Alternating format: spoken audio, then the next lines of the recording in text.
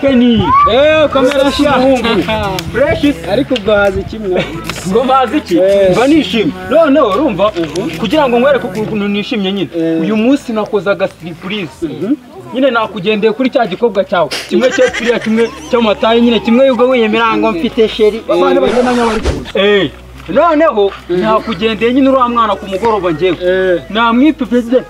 namubazaye noneho urumva kugira ngo nkwemeze ukuntu ngende mu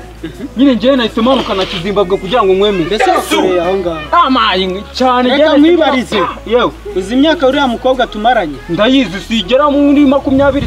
uzi ikigugu afite icyo kigugu ni ikingande niba uzi ingande uyizi nyine igiki cy'ingande bavuga sida